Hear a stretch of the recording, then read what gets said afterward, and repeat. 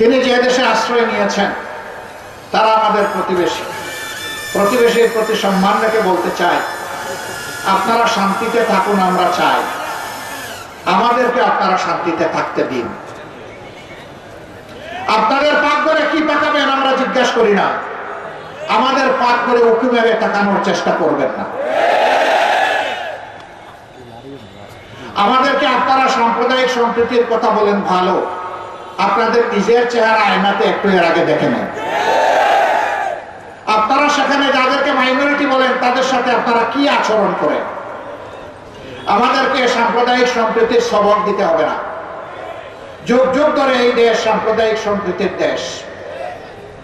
এই দেশের মানুষ প্রমাণ দিয়েছে, সমস্ত রাজনৈতিক ধর্মীয় সংগঠন প্রমাণ দিয়েছে, আলিম উলামা প্রমাণ দিয়েছেন। এই দেশে নারী পুরুষ নির্বিশেষে যার যার যোগ্যতা অনুযায়ী তার তার কর্মক্ষেত্রে সে কাজ করবে। এখানে ধর্ম বিবেচনায় নেওয়া হবে না, এখানে লিঙ্গ বিবেচনায় নেওয়া হবে না। যার যেখানে কাজ করার ক্ষেত্র এবং উপযুক্ততা রয়েছে তাকে সেখানে পরিবেশ তৈরি করে দেওয়া হবে। একটা সুষ্ঠু পরিবেশ চাই আমাদের এই জাতি। এই উত্তম আদর্শ দল ধর্ম নির্বিশেষে সমস্ত মানুষের কাছে আমরা নিয়ে যাব।